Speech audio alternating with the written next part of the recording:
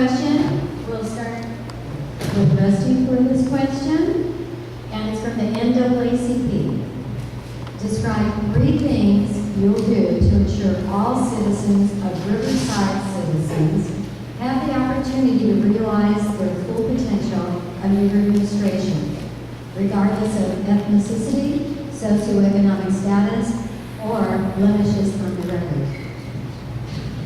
Well, I think the top 2 are easy to name: jobs and education. I think that's the dire need of the day is jobs, and how do we create jobs in Riverside? And I think that's just hustling and making sure that businesses that are looking to expand, especially those businesses that are already here and already have a footprint and already have investment here, have the ability to expand. So we're doing that with our public utility. Recently, we have provided business retention rates for businesses that are in need of looking at their bottom line and increasing their electricity, their energy bill.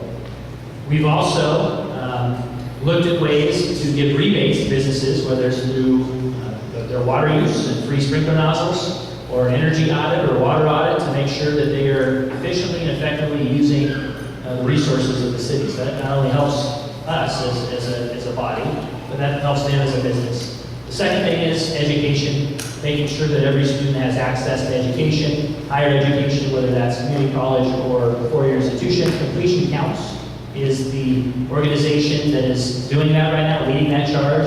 I'm on the executive committee there. And that came from a $3 million grant, Bill and Melinda Gates Foundation. So now we have a contract with students from Alvord and Riverside, 2-year contract, that can go straight from the school district to RCC and get a degree in 2 years, so that they can go on and get another 2 years or a 4-year degree from UCR. So I got to 2 of them. Maybe we'll come back and I'll talk about the third: education and jobs. Yeah, I think on the jobs end of things, jobs have no boundaries. I think we need to put programs in place for entrepreneurship and entrepreneurial training between our schools and the city. That's one thing. But the other thing is, if you're looking, I went to a Women of Cheetah not too long ago, and one of the speakers there was an emerging speaker, Samantha Wilson, who actually does a lot of work out in this particular area here.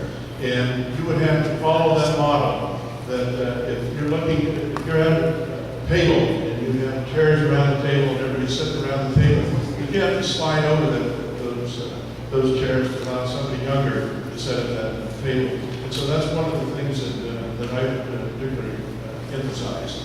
One of the things, if you look around the city and you look at the makeup of the city, my company that I have, if you look at the employees, the makeup, and the age group, is a reflection of the community. Anybody's welcome to come by at any time and visit the company that I have. I'm proud of it. For 30 years, I have 5 or 6 people that have been there over 20 years. But if you look at the makeup of that company, it reflects the community that surrounds us. There's no doubt about it. But you have to be inclusive for everybody in this community. The city is large, as Riverside, for exclusion and division is just not acceptable. So we need to include everybody in the community for that. And now we're going to do our 30-second rebuttal from candidate. So General Colin Powell created an organization called America's Promise, and he says there's 5 things important to any youth's future. That is a caring adult, a mentor in their life, a safe place. Okay, our parks are safe places, homes are safe places. A healthy start, meaning you gotta have a good breakfast, gotta eat something. Schools provide that. Effective education, I already mentioned that. And opportunities to serve others. Everybody has the ability to serve others. And I think that levels the playing field and gives our youth an opportunity to get a resume builder on their job by volunteering at a place like this.